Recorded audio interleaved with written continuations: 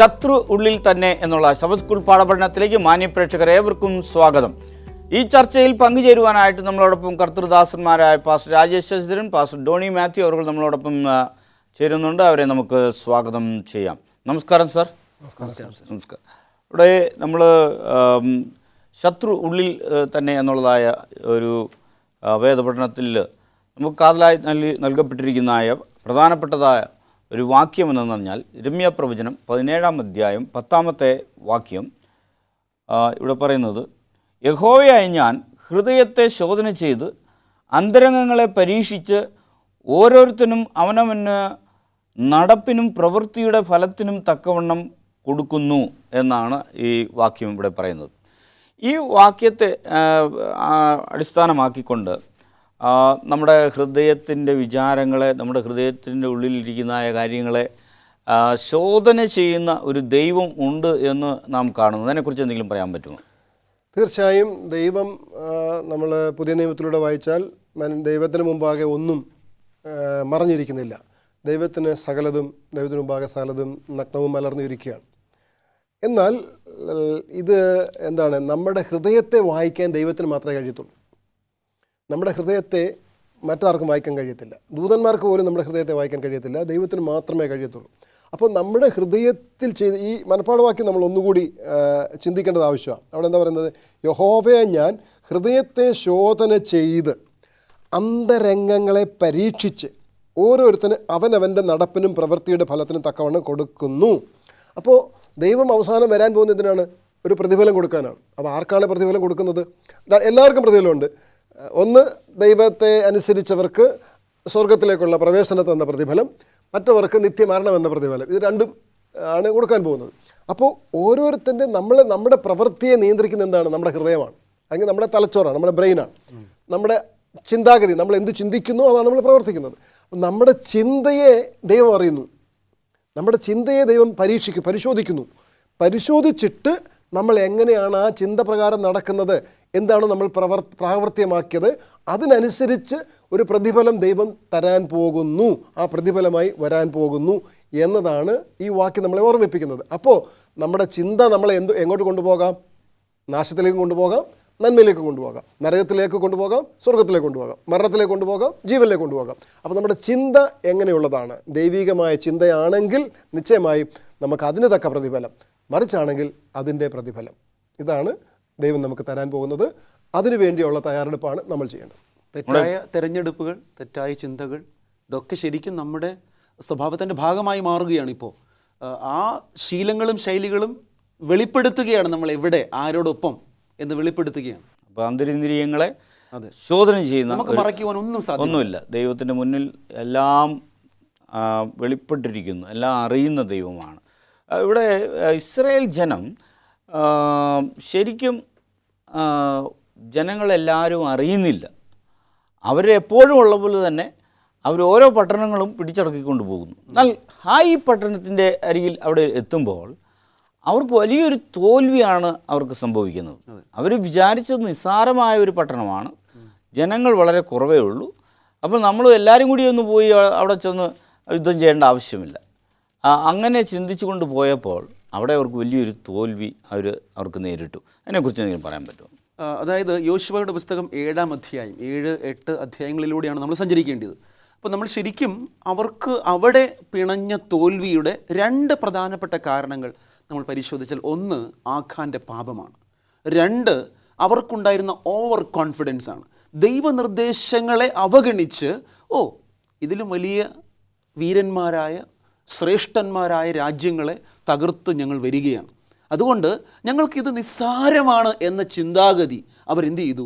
അവരെ കൂടുതൽ സ്വാർത്ഥന്മാരാക്കി തീർത്തു. അല്ലെങ്കിൽ അവരുടെ ശക്തിയിൽ അവർ അമിതമായി വിശ്വസിച്ചു. ദൈവമാണ് അവരെ വിജയിക്കുമാറാക്കിയത് എന്ന വലിയ സത്യം അവർ അല്പസമയത്തേക്ക് മറന്നു. പിന്നെ ദൈവിക നിർദ്ദേശങ്ങളെ അവർ പാടെ അവഗണിച്ചു. ആഖാൻ്റെ പാപം ആരും അറിയില്ല. ആരാ ഇതൊക്കെ അറിയാൻ പോകുന്നത്? നമ്മൾ ചെയ്യുന്ന പലതും നാം വിചാരിക്കും അതാരും അറിയുന്നില്ല, ആരും കാണുന്നില്ല, ആരും കേൾക്കുന്നില്ല.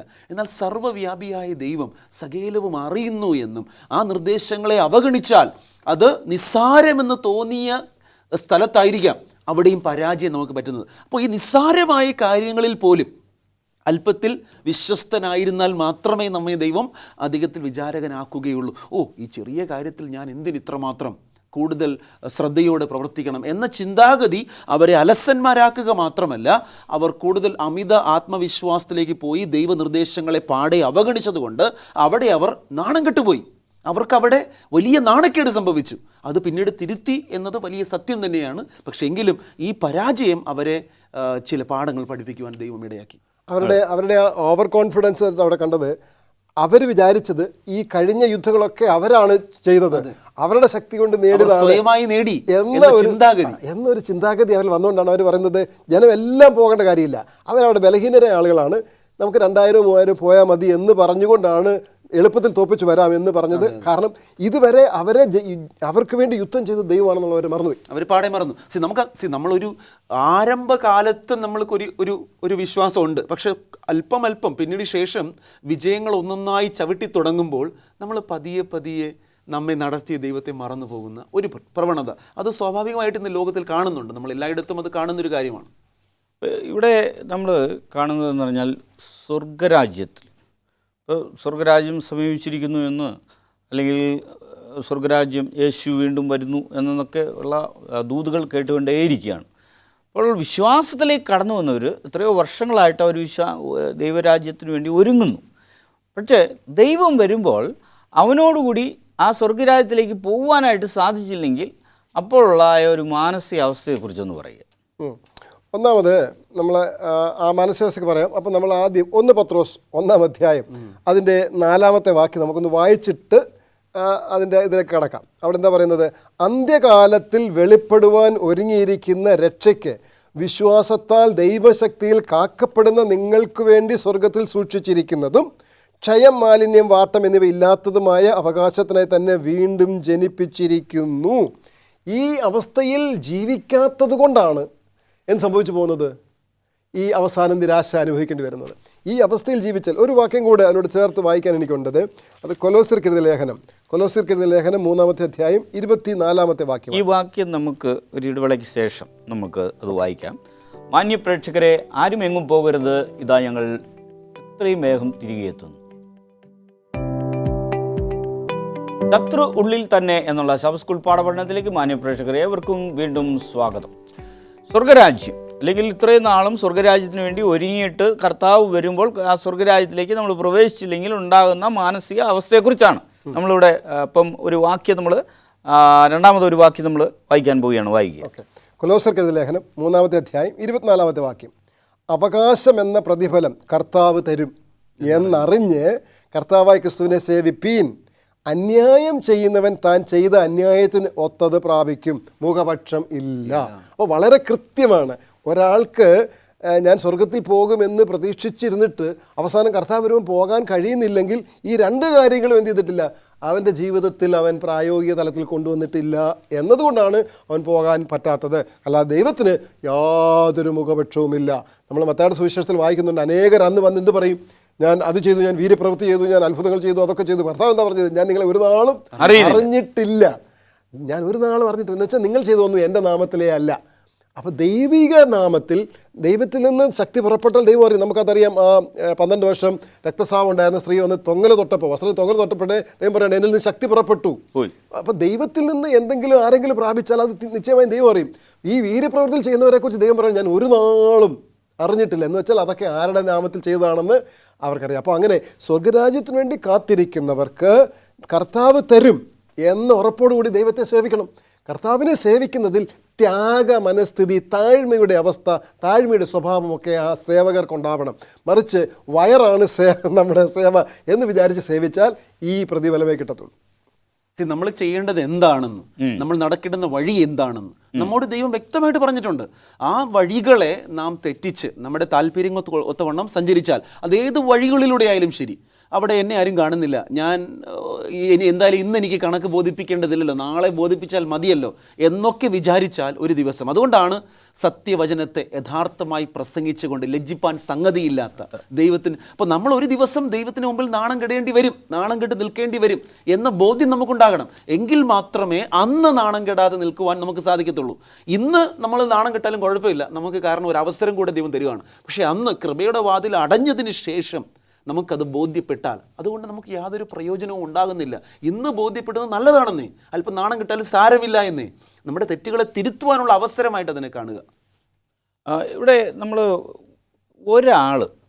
ഒരു വ്യക്തി ചെയ്യുന്ന തെറ്റ്, പ്രത്യേകിച്ച് നമ്മൾ നോക്കുകയാണെങ്കിൽ ഒന്നാം ലോക മഹായുദ്ധം, ഈ മഹായുദ്ധങ്ങളൊക്കെ ഉണ്ടാകുന്നത് ഒരു വ്യക്തിയുടെ ലംഘനം അല്ലെങ്കിൽ ഒരു രാജ്യത്തിൻ്റെ ഒരു ലംഘനം, അങ്ങനെയൊക്കെയുള്ള ഇതിൽ കൂടിയാണ് ഈ യുദ്ധങ്ങളൊക്കെ ഉണ്ടായത്.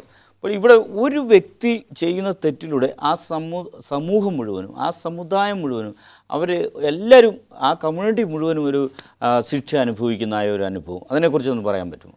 ഇവിടെ യോശുവയുടെ പുസ്തകം 7-ാം അധ്യായം പരിശോധിക്കുമ്പോൾ ആഖാന്റെ പാപം അത് എത്രത്തോളമാണ് ഇസ്രായേൽ പാളയത്തെ ബാധിച്ചത് എന്ന് കാണുവാൻ സാധിക്കുകയാണ്. അവർക്ക്, അതായത് ഇസ്രായേൽ പാളയത്തിലെ ആർക്കും തന്നെ ഇങ്ങനൊരു പാപത്തെക്കുറിച്ച് അറിയില്ല.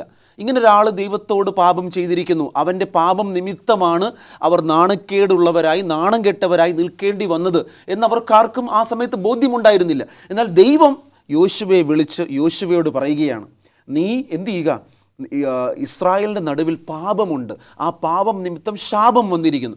ആകയാൽ നീ എന്താ ചെയ്യേണ്ടത്, ആ ശാപം നീക്കിക്കളയുന്നത് വരെ നിങ്ങൾ ഇപ്രകാരം നാണം കെട്ടുകൊണ്ടേയിരിക്കും. അപ്പോൾ നമ്മൾ മറ്റുള്ളവരുടെ മുൻപാകെ നാണം കെട്ടവരായി നിൽക്കുന്നതിൻ്റെ കാരണങ്ങളിൽ ഒന്ന് നമ്മുടെ ഉള്ളിലുള്ള, നമ്മുടെ ഇടയിലുള്ള പാപങ്ങളാണ്. ആ പാപത്തെ നീക്കാത്തിടത്തോളം കാലം നമ്മിലുള്ള പാപം നിമിത്തം നമ്മുടെ സഭയായോ കുടുംബമായോ സമൂഹമായോ ഒക്കെ നാം പൊതുജന മധ്യത്തിൽ നാണം കെട്ടവരായി തീരുവാൻ ഇടയാവുകയാണ്. അപ്പോൾ ദൈവം പറയുകയാണ്, ഇന്നാരാണ് എന്ന് വ്യക്തമായിട്ട് ബോധ്യപ്പെടുത്തുമ്പോൾ താഴെ ആ വാക്യങ്ങളെ പരിശോധിച്ചാൽ ഗോത്രം ഗോത്രമായി, കുലം കുലമായി, കുടുംബം കുടുംബമായി, ആളാമ്പ്രതിയായി വിളിക്കുന്ന ആ നിമിഷം വരെ ആഖാൻ എന്ന മനുഷ്യൻ ഗോത്രം ഗോത്രമായി വിളിക്കുമ്പോൾ അവനറിയാം അവൻ പാപം ചെയ്തിരിക്കുന്നു.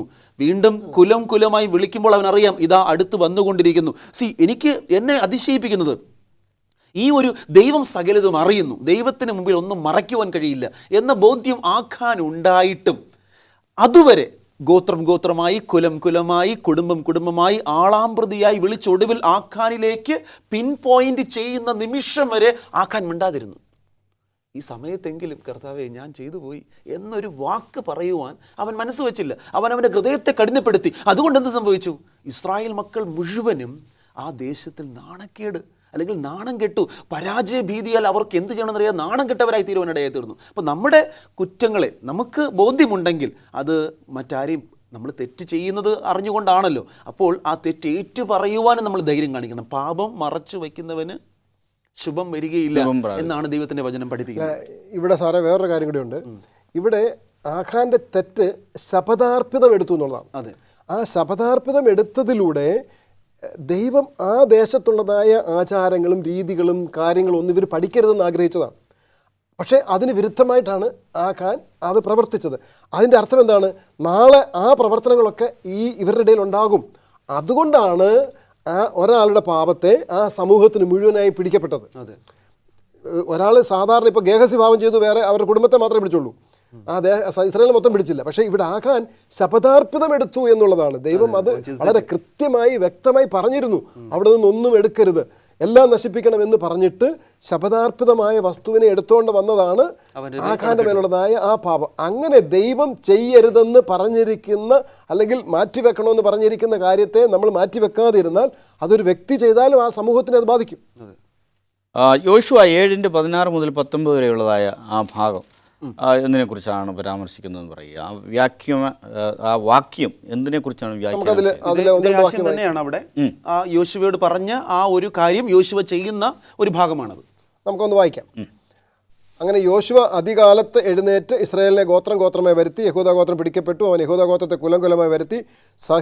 സർഹ്യകുലം പിടിക്കപ്പെട്ടു, അവൻ സർഹ്യകുലത്തെ കുടുംബം കുടുംബമായി വരുത്തി. സബ്ദി പിടിക്കപ്പെട്ടു, അവൻ്റെ കുടുംബത്തെ ആളാമ്പ്രതി വരുത്തി. യഹൂദ ഗോത്രത്തിൽ സേരഹിൻ്റെ മകനായ സബ്ദിയുടെ മകനായ കർമ്മിയുടെ മകൻ ആഖാൻ പിടിക്കപ്പെട്ടു. യോശുവ ആഖാനോട് അതാണ് അവിടെ പറയുന്നത്. അതായത് ഇവരിങ്ങനെ തോറ്റു വന്നപ്പോൾ യോശുവ എവിടെ ചെയ്യാണ്? ദൈവസന്നിധിയിൽ ചെന്നിട്ട് കരയുകയാണ്. രട്ടിലും വെണ്ണീരിലും കിടക്കുകയാണ്. ദൈവം പറയുകയാണ്, നീ എന്തിനാ ഇങ്ങനെ രട്ടിലും വെണ്ണീരിലും കിടക്കുന്നത്? നിൻ്റെ പാളയത്തിൽ പാപമുണ്ട്. എന്നിട്ട് അത് എന്താണെന്ന് കണ്ടുപിടിക്കാൻ പറയുകയാണ്. കണ്ടുപിടിക്കുന്നത് എങ്ങനെയാണെന്ന് ചെയ്യണമെന്ന് പറഞ്ഞു. ആ ചെയ്യാൻ പറഞ്ഞ കാര്യം യോശുവ ചെയ്യുന്നതാണ് ഈ വാക്യങ്ങളിലൂടെ അവിടെ വെളിപ്പെടുത്തിയിരിക്കുന്നത്. യോശുവയുടെ ദൈവം ചെയ്യാൻ പറഞ്ഞത് ഗോത്രം ഗോത്രമായി, കുലം കുലമായി, കുടുംബം കുടുംബമായി, ആളാം പ്രതിയായി വരുത്തി ചോദിക്കുക. അപ്പോൾ ഓരോരുത്തർക്ക് നടക്കുമ്പോൾ ഓരോരുത്തരും വീഴും. അങ്ങനെ വീണ് അവനെ പിടിക്കുക. എന്നിട്ട് ആരുടെ മേലെ വീഴുന്നു? അവനെ ദഹിപ്പിച്ച് തീയിട്ട് കൊന്നുകളയാന്നാണ് പറഞ്ഞേക്കുന്നത്. ഒരു നല്ലൊരു ചർച്ചയാണ്. ഒരു ഇടവേളയ്ക്ക് ശേഷം ഈ ചർച്ച നമ്മൾ തുടരുന്നതായിരിക്കും. മാന്യ പ്രേക്ഷകരെ, ആരുമെങ്ങും പോകരുത്. ഒരു ഇടവേളയ്ക്ക് ശേഷം ഈ ചർച്ച ഞങ്ങൾ തുടരുന്നു. ശത്രു ഉള്ളിൽ തന്നെ എന്നുള്ള സബ് സ്കൂൾ പാഠപഠനത്തിലേക്ക് മാന്യ പ്രേക്ഷകരെ ഏവർക്കും വീണ്ടും സ്വാഗതം. ഇവിടെ നമ്മൾ പ്രത്യേകമായിട്ട് നോക്കുമ്പോൾ നമ്മൾ ചെയ്യുന്ന അനേക കാര്യങ്ങൾ നമ്മൾ ചെയ്യുന്നത് പലപ്പോഴും പലരും കാണുന്നില്ല എന്നുള്ള ഒരു ചിന്താഗതിയിലാണ്. ഇപ്പം ശരിക്കും പറഞ്ഞു കഴിഞ്ഞാൽ എല്ലായിടങ്ങളിലും ക്യാമറ വച്ചിട്ടുണ്ട്. അപ്പോൾ ഓഫീസുകളിൽ ക്യാമറ, നടക്കുന്ന സ്ഥലത്ത്, വീട്ടിൽ, എല്ലായിടത്തും ക്യാമറയാണ്. അതുകൊണ്ട് പ്രത്യേകിച്ച് ഗുണമൊന്നുമില്ല. അല്ല, ഗുണമുണ്ട്, ഇല്ലെന്നല്ല. പക്ഷേ അതിനേക്കാളും വലിയൊരു ക്യാമറ മേളിൽ നിന്ന് നമ്മളെ നോക്കിക്കൊണ്ടിരിക്കുക. അപ്പോൾ ആ നിരീക്ഷിച്ചു കൊണ്ടിരിക്കുന്ന ആ ദൈവത്തിൻ്റെ കണ്ണുകളിൽ നിന്ന് നമുക്ക് യാതൊന്നും മറയ്ക്കുവാനായിട്ട് സാധ്യമല്ല. അതിനെക്കുറിച്ച് എന്തെങ്കിലും പറയാൻ പറ്റുമോ?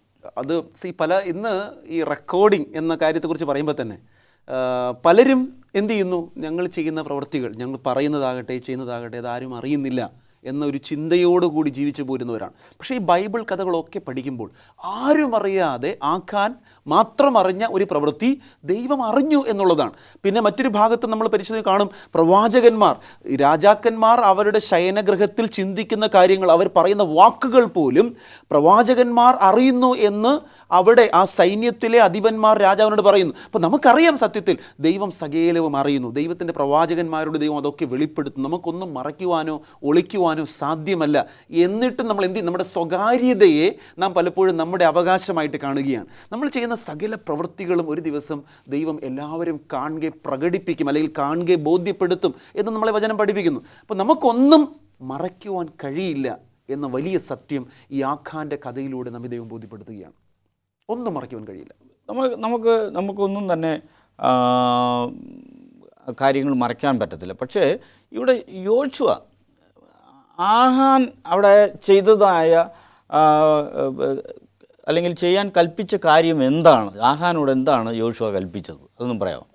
നമ്മൾ വീണ്ടും 7-ാം അധ്യായത്തിൽ 19 മുതൽ 21 വരെ വായിക്കുമ്പോൾ ആഖാൻ പിടിക്കപ്പെടുന്നു. അപ്പോൾ പിടിക്കപ്പെട്ടപ്പോൾ യോശുവ അവനോട് ഏറ്റുപറയാൻ പറയുന്നു. ആഖാൻ അവിടുന്ന് അത് ഏറ്റുപറയുന്നു. വെച്ച സ്ഥലമൊക്കെ കൊണ്ട് കാണിക്കുന്നു. പറഞ്ഞ സ്ഥലത്തുനിന്നെല്ലാം ആ പറഞ്ഞ സാധനങ്ങളൊക്കെ എടുക്കുന്നുമുണ്ട്. പക്ഷേ ഇവിടുത്തെ പ്രശ്നം ആഖാൻ എപ്പോഴാണ് ഏറ്റുപറഞ്ഞത് എന്നുള്ളതാണ് പ്രശ്നം. പിടിക്കപ്പെട്ട് നിവൃത്തിയില്ല എന്ന് വന്നപ്പോൾ, ഇനി പറയാതിരുന്നാൽ ഒരു രക്ഷയുമില്ല എന്നുള്ള അവസരം വന്നപ്പോഴേ, എന്നുള്ള സമയം വന്നപ്പോഴാണ് പറഞ്ഞത്. ആഖാന് അവർ തോറ്റപ്പോഴെങ്കിലും വന്ന് യോശുവയോട് പറയാമായിരുന്നു, തോക്കാൻ കാരണം ദൈവം നിന്നോട് പറയാതെ ഞാനാണ് ഉത്തരവാദി, ഇങ്ങനെ കുടുംബം കൊടുത്തിടണ്ട, എനിക്കൊരു അബദ്ധം പറ്റിയതാണ്, ഞാനത് കണ്ട് മോഹിച്ച് എടുത്തുപോയി നിന്നടുത്ത് കൊണ്ട് കുഴിച്ചിട്ടുണ്ട് എന്നെങ്കിലും പറയാമായിരുന്നു. അപ്പോൾ നമ്മളും ഇന്ന് ചിന്തിക്കേണ്ടത് എന്താണ്? നമ്മളും പല കാര്യങ്ങളും തെറ്റ് സമ്മതിക്കും. പക്ഷെ അത് അവസാനം നമുക്ക് വേറെ ഒരു നിൽക്കണിയില്ലാന്ന് വരുന്ന സമയത്താണ്. ദൈവം അതല്ല ആഗ്രഹിക്കുന്നത്. നമ്മൾ ഓരോ ദിവസവും എന്താണ്, വ്യസനത്തിനുള്ള വക എന്നിലുണ്ടോ എന്ന്, എൻ്റെ ഇന്നത്തെ പ്രവൃത്തി നാളെ ദൈവം വിധിക്കുമ്പോൾ എനിക്ക് ലജ്ജാകരമാണ്, ഞാൻ ലജ്ജിച്ച് പോകുമോ, എന്നെ വേദനിപ്പിക്കുന്നതാണോ എന്ന് നമ്മൾ ഓരോ ദിവസവും ചിന്തിച്ച് വേണം പ്രവർത്തിക്കാനും ജീവിക്കാനും. അങ്ങനെ ചെയ്യണം. അങ്ങനെ ചെയ്യാൻ വേണ്ടി നമുക്ക് ഈ ഉദാഹരണം തന്നിരിക്കുകയാണ്. ആഖാൻ ചെയ്ത പോലെ നമ്മൾ ചെയ്യാനല്ല. അവിടെ സാറ് പറഞ്ഞ അത് നല്ലൊരു കാര്യം അവിടെ പറയുന്നു. അതായത് ആഖാൻ ഏറ്റു പറയുന്നു, പക്ഷേ ആ സമയത്ത് അത് സ്വീകാര്യമായില്ല. അതുകൊണ്ടാണ് ആഖാൻ ശിക്ഷിക്കപ്പെട്ടത്. അപ്പോൾ നമ്മൾ ഏറ്റുപറയേണ്ടതിന് ദൈവം ഒരു സമയം വെച്ചിട്ടുണ്ട്. ആ സമയത്ത് നാം അത് പ്രവർത്തിച്ചില്ല എങ്കിൽ നമ്മുടെ ഏറ്റുപറച്ചിൽ കൊണ്ട് നമുക്ക് യാതൊരു പ്രയോജനവും ഉണ്ടാകുന്നില്ല. നോഹയുടെ കാലത്ത് നോഹ ഒരു ന്യായവിധിയെക്കുറിച്ച് ലോകത്തോട് പ്രസംഗിച്ചു. ആരും അത് കേട്ട് മാനസാന്തരപ്പെട്ടില്ല. എന്നാൽ പ്രളയം വന്ന് സകലതും താറുമാറായി പെട്ടകം പൊങ്ങി തുടങ്ങിയപ്പോൾ ജനങ്ങളൊക്കെ ഓടി. ഓടി വന്ന് പെട്ടകത്തിൽ ആഞ്ഞടിച്ചും ഇടിച്ചും നോഹയോട്, ദൈവമേ അയ്യോ നോഹയെ വാതിൽ തുറക്കെന്ന് പറഞ്ഞു. പക്ഷേ അപ്പോഴുണ്ടായ അവരുടെ മാനസാന്തരം എന്തായിരുന്നില്ല? ദൈവത്തിന് മുൻപാകെ സ്വീകാര്യമായിരുന്നില്ല. അവർ മാനസാന്തരപ്പെട്ടു, പക്ഷേ വൈകിപ്പോയി. കൃപയുടെ വാതിൽ തുറന്നിരിക്കുമ്പോൾ നാം മാനസാന്തരപ്പെടണം. കൃപയുടെ വാതിൽ ഒരിക്കൽ അടയ്ക്കപ്പെട്ടാൽ പിന്നെ നാം എത്രത്തോളം നിലവിളിച്ചു മാനസാന്തരപ്പെട്ടു എന്ന് ദൈവത്തെ ബോധ്യപ്പെടുത്തിയാലും അവിടെ അതിന് വിലയുണ്ടാവുകയില്ല. ആഖാന്റെ കഥ നമ്മെ അത് ബോധ്യപ്പെടുത്തുന്നു. നമ്മുടെ തോൽവികൾ അത് അവസരങ്ങളാക്കി ദൈവത്തിന് മാറ്റുവാനായിട്ട് സാധിക്കും. അതിനെക്കുറിച്ച് എന്താ പറയുന്നത്? ഇവിടെ ഈ കഥയുടെ ബാക്കി ഭാഗം 7-ാം അധ്യായത്തിൽ അവർ പരാജയപ്പെടുന്നു. അതിന് പ്രധാനപ്പെട്ട 2 കാരണങ്ങൾ. ഒന്ന് ആഖാന്റെ പാപമാണ്, 2 അവർക്കുണ്ടായിരുന്ന ഓവർ കോൺഫിഡൻസ് ആണ്. എന്നാൽ അവരുടെ തെറ്റുകളെ തിരുത്തി ദൈവത്തിന് മുൻപാകെ അവർ മടങ്ങി വന്നപ്പോൾ 8-ാം അധ്യായത്തിൽ ഏത് രാജ്യത്തിൻ്റെ മുൻപാകെയാണോ അവർ നാണം കെട്ട് പിന്മാറിപ്പോകേണ്ടി വന്നത്, യോശുവ നിലത്ത് കിടക്കേണ്ടി വന്നത്, ആ ഒരു അവസ്ഥയൊക്കെ മാറി 8-ാം അധ്യായത്തിൽ ആ രാജ്യത്തെ യോശുവയും സൈന്യവും കീഴ്പ്പെടുത്തുന്നു ദൈവത്തിൻ്റെ ശക്തിയാൽ. അപ്പോൾ നമ്മുടെ തോൽവികളിൽ നിന്നും നമ്മെ ദൈവം ഉയർത്തുവാനായിട്ട് നമ്മുടെ തെറ്റുകളെ ചൂണ്ടിക്കാട്ടി നാം അത് തിരുത്തുമ്പോൾ ദൈവം നമ്മെ വിജയത്തിലൂടെ വഴി നടത്തുവാൻ സഹായിക്കുന്നു. അത് നമുക്ക് 8-ാം അധ്യായം 1 മുതൽ 26 വരെയുള്ള വാക്യങ്ങളിൽ 7-ാം അധ്യായത്തിൽ അവർക്ക് ചെയ്യുവാൻ സാധിക്കാത്ത പ്രവൃത്തിയെ അവർ ദൈവവചനപ്രകാരം അവർ തിരുത്തലുകൾ വരുത്തി ദൈവത്തിന് മുൻപാകെ അവരെ തന്നെ ക്രമീകരിച്ചപ്പോൾ 8-ാം അധ്യായത്തിൽ അവർക്ക് സാധ്യമല്ലാത്ത പ്രവൃത്തി 8-ൽ ദൈവം സാധിപ്പിച്ചു. അപ്പോൾ ദൈവത്തിന് അസാധ്യമായിട്ടൊന്നുമില്ല. നാം നമ്മുടെ ജീവിതത്തിൽ തിരുത്തലുകൾക്ക് നമ്മെ തന്നെ സമർപ്പിച്ചാൽ മതി, എല്ലാം ദൈവത്തിന് സാധ്യം. അവിടെ വേറൊരു കാര്യം കൂടി ഉണ്ട്. അവർ ആദ്യം കുറച്ച് പേര് പോയാൽ മതി അവരുടെ ധാരണ. പക്ഷേ ഇപ്പോൾ ദൈവം പറഞ്ഞ് മുഴുവൻ പേരും പോകാനാണ്. എല്ലാവരും വിടുന്നു. യെരിഹോനോട് എന്താണ് ചെയ്തത് അതുപോലെ ഹായിയോടും ചെയ്യും എന്ന് യോശുവയുടെ ദൈവം പറയാണ്. എന്നിട്ടും അവിടെ ഉള്ളതും നശിപ്പിക്കാൻ പറഞ്ഞിട്ടുണ്ട്, അവിടെയുള്ള കാര്യങ്ങൾ. പക്ഷേ അവിടത്ത് കുറച്ച് വ്യത്യാസങ്ങൾ വരുത്തിയാണ് യെരിഹോൻ പറഞ്ഞത് എല്ലാം നശിപ്പിക്കാനല്ല, ചില കാര്യങ്ങൾ എടുക്കാം, ചിലത് നശിപ്പിക്കാം എന്നാണ് പറഞ്ഞിരിക്കുന്നത്. അപ്പോൾ ഇവിടെ നല്ല ഒരു ചർച്ചയാണ്. അനേക കാര്യങ്ങൾ നമ്മളിവിടെ ചർച്ച ചെയ്തു. ദൈവം എപ്രകാരം നമ്മളെ നടത്തുന്നു, ദൈവത്തിന് പാളയത്തിൽ നിന്നും പാപത്തെ നിർമ്മാർജ്ജനം ചെയ്യണമെന്നുള്ള താല്പര്യം അല്ലെങ്കിൽ അതിയായ ആഗ്രഹം, പാപം ഒരിക്കലും പാപത്തിൽ വസിക്കുന്ന അല്ലെങ്കിൽ പാപത്തിൻ്റെ മധ്യയിൽ വസിക്കുവാൻ ദൈവം ഒരിക്കലും ഇഷ്ടപ്പെടുന്നില്ല. നമ്മുടെ ജീവിതത്തിൽ നിന്ന് പാപത്തെ തുടച്ചു കളയുകയാണെങ്കിൽ നമ്മുടെ ജീവിതത്തിലും തോൽവികളെ അവസരങ്ങളാക്കി ദൈവം മാറ്റുമെന്നതിൽ സംശയമില്ല. അതിനാൽ നല്ലൊരു ചർച്ചയാണ്. നമുക്ക് ഒരു വാക്ക് ഡോണി ഭാഷമായിട്ട് പ്രാർത്ഥിക്കാം. അടികളെ അളവ് കൂടാ സ്നേഹിക്കുന്ന സ്വർഗീയ പിതാവേ, ഈ പ്രത്യേകമായ നല്ല സമയത്തിനായി നന്ദിയോടെ അങ്ങ് സ്തുതിക്കുന്നു. പ്രത്യേകിച്ച് ശബ സ്കൂൾ പാഠപഠനം ചർച്ച ചെയ്യുവാൻ ഞങ്ങളെ അവിടുന്ന് സഹായിച്ചതുകൊണ്ട് അങ്ങേക്ക് നന്ദി പറയുന്ന കർത്താവേ, ഇതുവരെയും ആ ചർച്ചയോട് കൂടി അവിടുന്ന് കൂടെ ഇരുന്നതിനെ സ്തോത്രം ചെയ്യുന്നു. ഇനിയും തുടർന്നുള്ള കാര്യത്തിലും ഞങ്ങളുടെ ജീവിതത്തിലും അവിടുത്തെ നടത്തിപ്പുണ്ടാകണം. സാലതും യേശുനാമത്തിൽ അപേക്ഷിക്കുന്നു. കൃപ കേൾക്കണം സ്വർഗീയ പിതാവേ. ആമേൻ. ഇത്രയും നേരം സ്റ്റുഡിയോയിൽ കടന്നു വന്നു നല്ല ആശയങ്ങൾ പങ്കുവച്ച ദൈവദാസന്മാർക്ക് പ്രത്യേകമായ നന്ദി അർപ്പിച്ചുള്ളൂ. Thank you sir. മാന്യപ്രേക്ഷകരെ, നമ്മുടെ ജീവിതത്തിൽ തോൽവികൾ അവസരങ്ങളായി മാറണമെങ്കിൽ ആ കർത്താവായ യേശു ക്രിസ്തു ആവശ്യപ്പെടുന്ന പോലെ നമ്മുടെ ജീവിതത്തിലുള്ളതായ മാലിന്യതകളെ മാറ്റി ദൈവസന്നിധിയിൽ നാം നമ്മളെ തന്നെ സമർപ്പിച്ചുകൊണ്ട് ഏറ്റുപറഞ്ഞുകൊണ്ട് ഒരു നീതിയുള്ള ഒരു ജീവിതം നയിക്കുവാൻ ദൈവം നമ്മളെ സഹായിക്കട്ടെ. നന്ദി, നമസ്കാരം.